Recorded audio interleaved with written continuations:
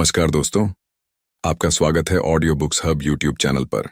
Grand सबेटिया द्वारा financial freedom में लेखक हमें कम समय में अधिक पैसा बनाकर फाइनेंशियल फ्रीडम प्राप्त करने की 7 स्टेप प्रोसेस के बारे में सिखाते हैं। तो अगर आप कम समय में ज्यादा पैसे कमाने की कला सीखना चाहते हैं तो यह किताब सिर्फ आपके लिए ही बनी है। आज हम बात करने वाले हैं फाइनेंशियल फ्रीडम किताब के बारे में, जिसे ग्रैंड सबेटिया ने लिखा है। इस बुक में ऑथर हमें कम समय में ज्यादा पैसे कमाकर फाइनेंशियल फ्रीडम हासिल करने के लिए 7 स्टेप्स प्रोसेस के बारे में सिखाते हैं, ताकि आप कम समय में ज्यादा पैसे कमा पाएं। कैसे मैंने 5 साल में $2 से $1 मिलियन कमाए। यहां ऑथर हमें ये दिखाते हैं कि कैसे उन्होंने इन 7 स्टेप्स को फॉलो करके $2 से 5 साल के अंदर $1 मिलियन की नेटवर्थ बनाई। स्टेप 1, आपका नंबर क्या है। आपको फाइनेंशियली फ्री होने के लिए कितने पैसों की जरूरत है, इसका पता करें। स्टेप 2, कैलकुलेट करें कि आप आज कहाँ है। इसकी कैलकुलेशन के लिए आप अपनी नेटवर्थ कैलकुलेट कर सकते हैं। स्टेप 3, कंसिस्टेंटली मनी के बारे में अपनी थिंकिंग को अपडेट करते रहे। स्टेप्स 4, ज्यादा खर्च करने का बजट बनाने के लिए मैक्सिमम सेविंग और इन्वेस्टमेंट करने की प्लानिंग करें। स्टेप 5, 9 से 5 से बाहर निकलने की कोशिश करें और इसकी प्लानिंग करें। Step 6, profitable side business start करें और अपनी इनकम सोर्सेज को डाइवर्सिफाई करें। ज्यादातर लोग ऐसा नहीं करते हैं, बल्कि वो अपने साइड टाइम को किसी और के लिए जॉब करने में लगा देते हैं या बर्बाद कर देते हैं।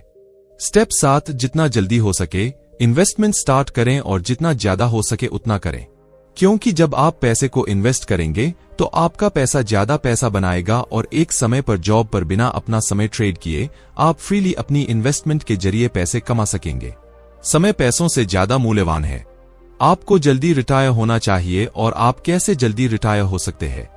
इस अध्याय में ऑथर बताते हैं कि पैसा अनलिमिटेड है और समय लिमिटेड है, तो अपना समय बर्बाद न करें।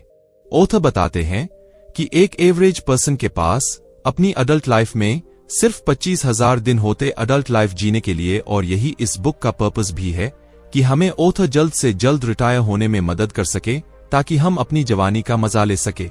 यहां पर रिटायरमेंट का मतलब यह नहीं है कि आपको कभी काम नहीं करना पड़ेगा, बल्कि यह है कि आपको पैसे के लिए कभी काम नहीं करना पड़ेगा। इसी पर्पस के लिए ऑथर हमें रिटायर होने वाले ट्रेडिशनल तरीकों की बजाय नए इंफॉर्मेशन वर्ल्ड की अपॉर्चुनिटीज का फायदा उठाते हुए जल्दी रिटायरमेंट प्लानिंग करने की सलाह देते हैं। क्योंकि ट्रेडिशनल रिटायरमेंट प्लान में 3 समस्या होती है। सबसे पहली कि यह हर किसी के लिए काम नहीं करता। दूसरी यह कि ट्रेडिशनल रिटायरमेंट प्लानिंग में लगभग पूरी अडल्ट लाइफ बीत जाती है, तब कहीं जाकर आप 60 से 65 की एज में रिटायर होते हैं। तीसरी कि आप इसमें जल्दी से रिटायर और अमीर नहीं बन सकते।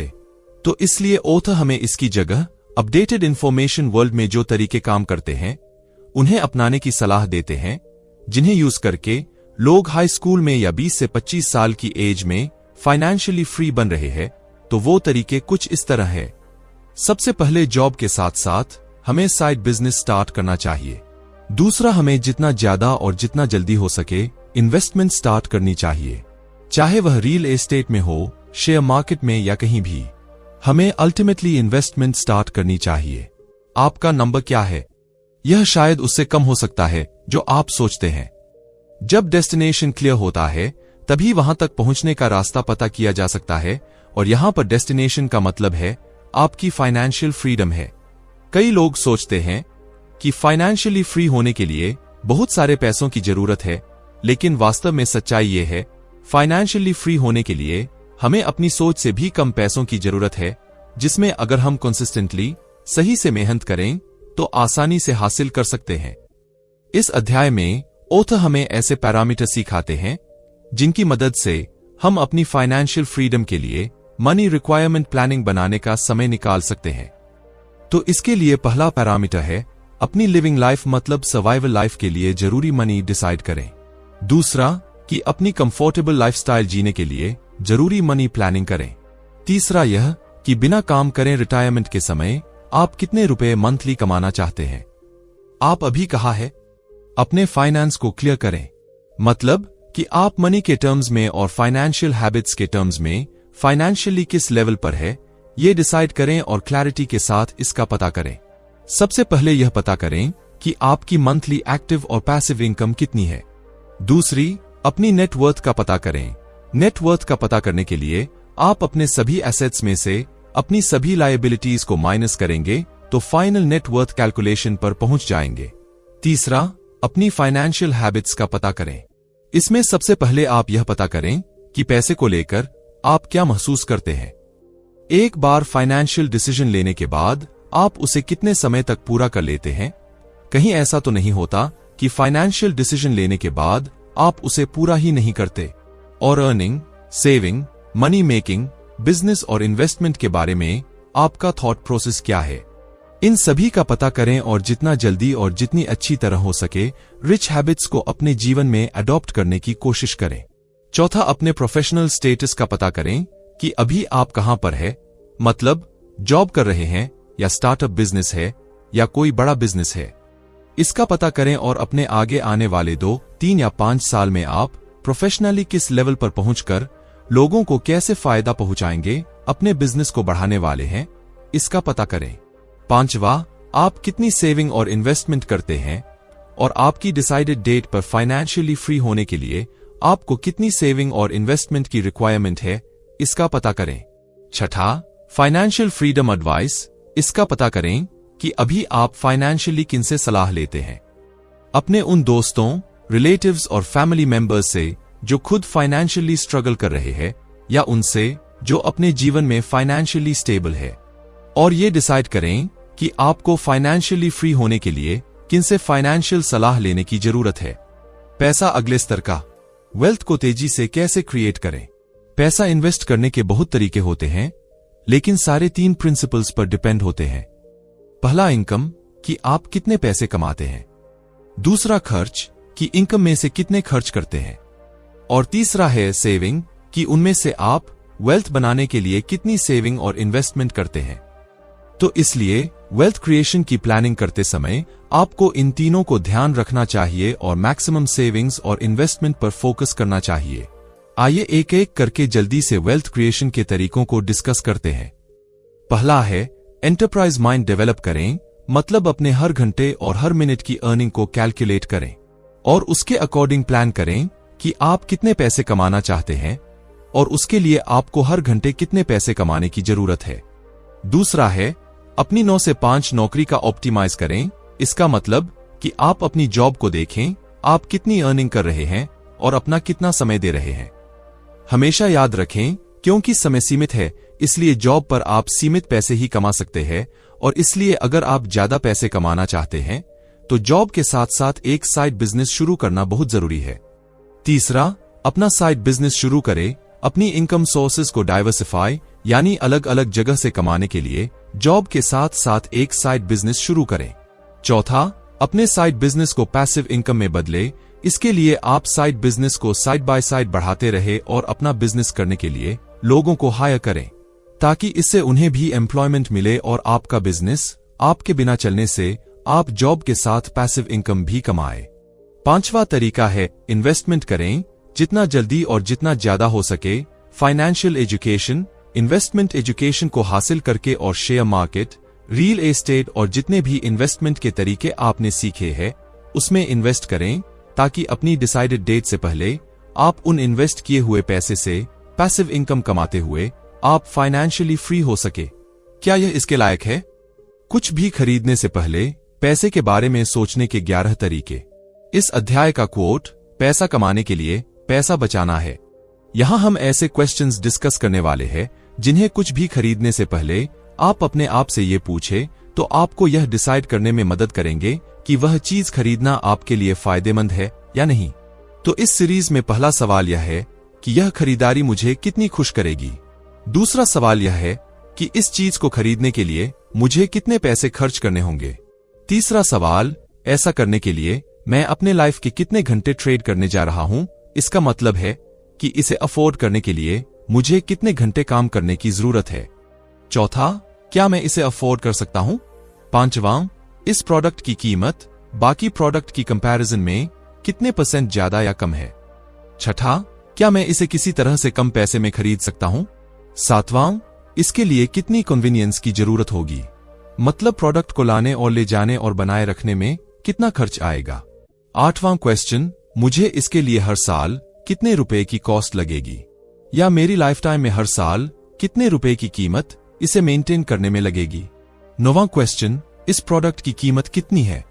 10वां क्वेश्चन, प्रोडक्ट मेरे लिए भविष्य में कितना फायदेमंद होने वाला है। 11वां क्वेश्चन, और यह इस क्वेश्चन लिस्ट में सबसे जरूरी क्वेश्चन है, और वह क्वेश्चन यह है कि भविष्य में यह प्रोडक्ट मुझे कितना समय देगा। इसका मतलब यह है कि यह मेरा कितना समय बचाएगा। तो इस तरह ये क्वेश्चंस आपके लिए सही, फायदेमंद और वर्दी चीज खरीदने में आपकी काफी मदद कर सकते हैं। एक ऐसा बजट जिसकी आपको जरूरत होगी। फ्री रहकर अपने सेविंग रेट को 25% तक कैसे बढ़ाया जाए। यहां हम बजट के बारे में बात नहीं करेंगे। बजट का मतलब है आप अपने छोटे छोटे खर्चों में कटौती करके पैसे बचाने के लिए एक बजट बनाएं। लेकिन इसमें हम बात करेंगे कि आप अपने बड़े खर्चों जैसे घर, ट्रांसपोर्ट के खर्च को कैसे बचा सकते हैं। तो आइए एक एक करके इन पैसे बचाने के आइडियाज पर डिस्कशन करते हैं। घर के खर्चों को बचाने के लिए हो सकता है कि आप फाइनेंशियली फ्री होने से पहले एक छोटे से अपार्टमेंट में रह रहे हों, या किसी साथ पढ़ने वाले या अपने पड़ोसी के साथ अपना रूम शेयर कर रहे हों। कुछ लोग ऐसे होते हैं जो चाहते हैं कि कोई उनके घर की देखभाल करें और बदले में वो रहने के लिए एक कमरे का यूज करेंगे, इसलिए ऐसा घर पाकर आप वहां फ्री में रह सकते हैं।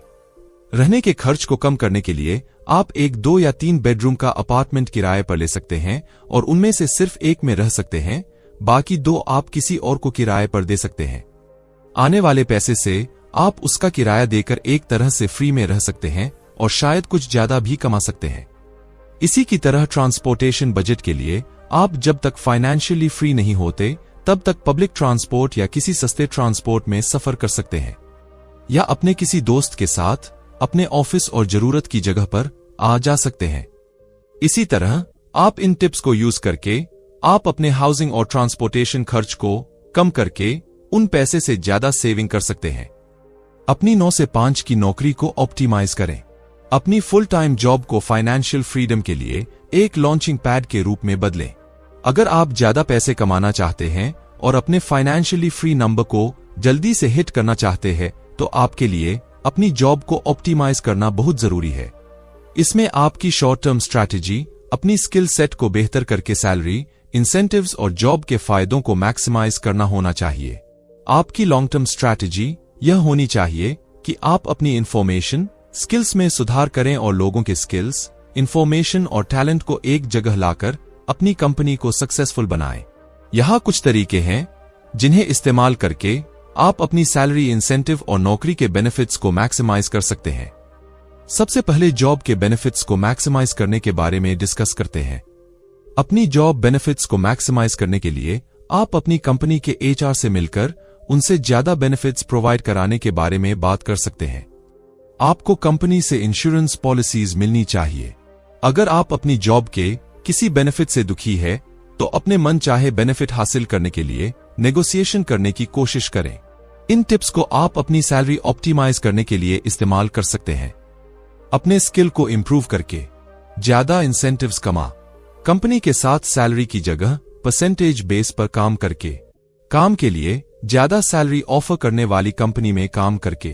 तो इस तरह इन टिप्स को यूज करके आप अपनी जॉब की सैलरी और बेनिफिट्स को मैक्सिमाइज कर सकते हैं।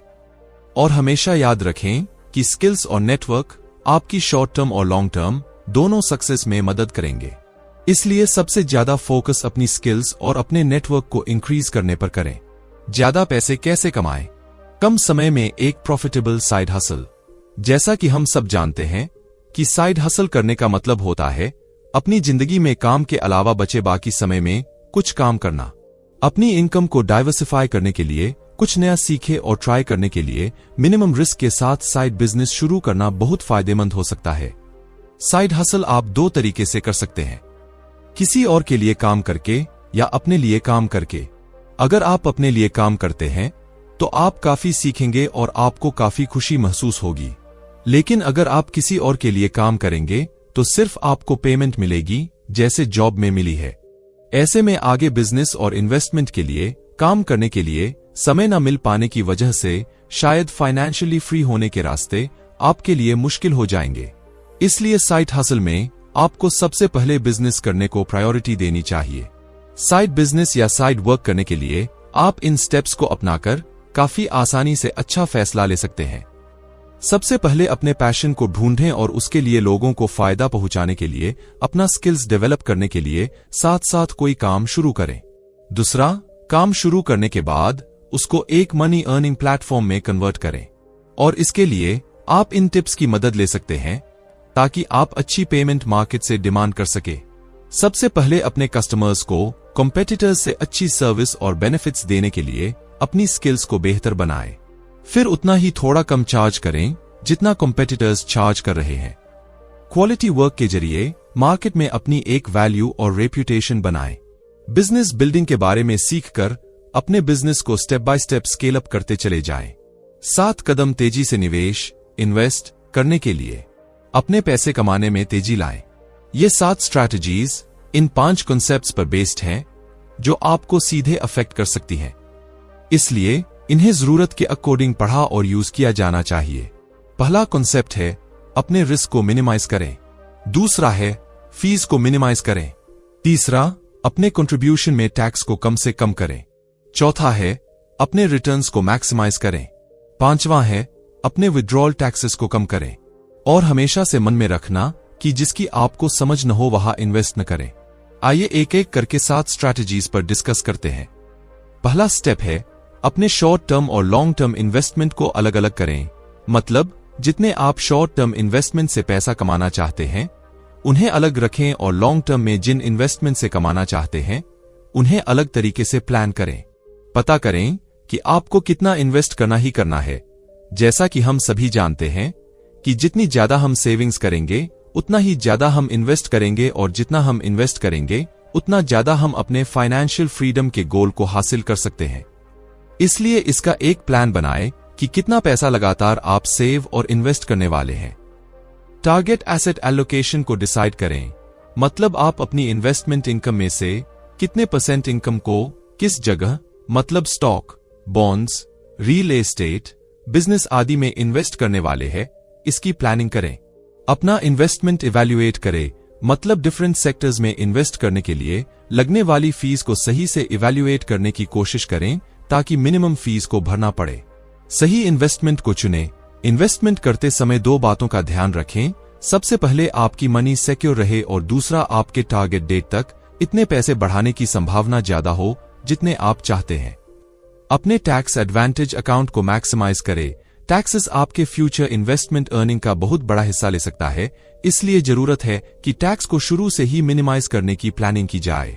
इसके लिए आप tax free contribution investment account खुलवा कर ऐसा कर सकते हैं जिसमें आपको इन्वेस्टमेंट के समय टैक्स नहीं देना होता।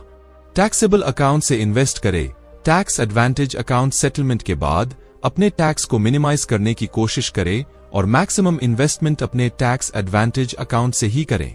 रियल एस्टेट इन्वेस्टिंग में $10,000 को लाखों में कैसे बदलें?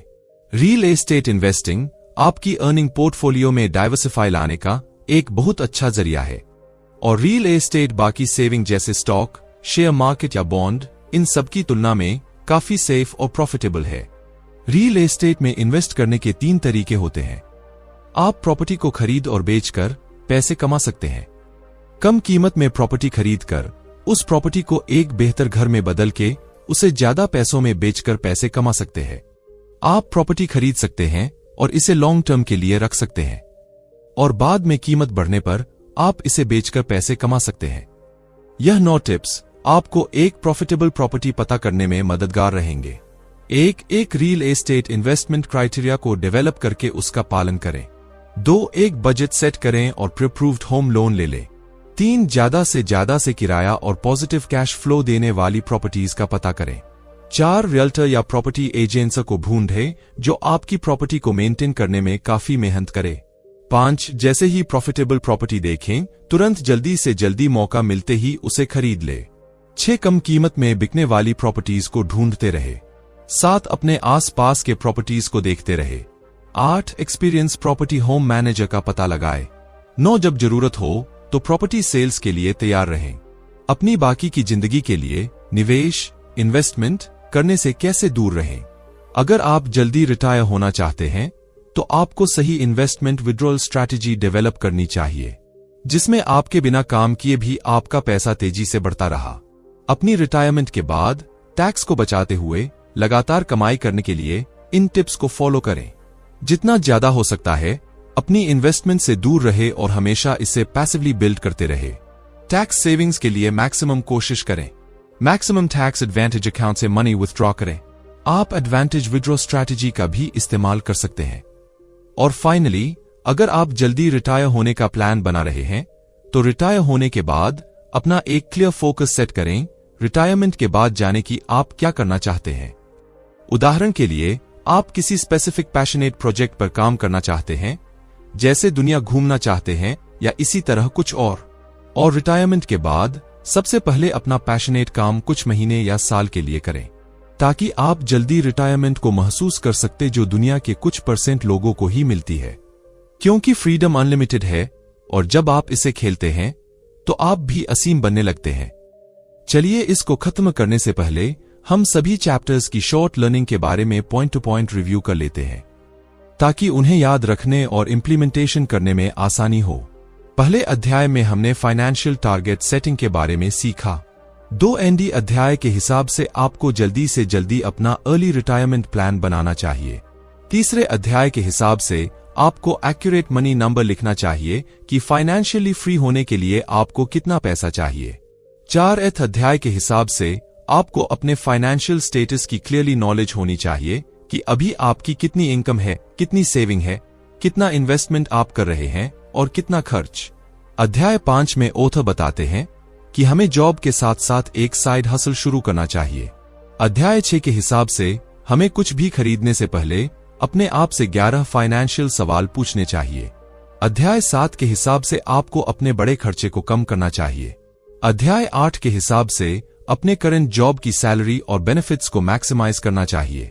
9वां अध्याय के हिसाब से अपना साइड बिजनेस शुरू करना चाहिए। अध्याय 10 के हिसाब से हमें फास्ट फाइनेंशियल ट्रैक पर चलना चाहिए। 11वां अध्याय में हमने सीखा कि हमें रियल एस्टेट में भी इन्वेस्टमेंट करना चाहिए। अध्याय 12 के हिसाब से हमें जल्दी रिटायरमेंट से बाहर निकलने प्लानिंग करनी चाहिए। दोस्तों, आपको ये बुक कैसी लगी और आप कौन सी बुक सुनना चाहेंगे, हमें कमेंट में जरूर बताएं। धन्यवाद।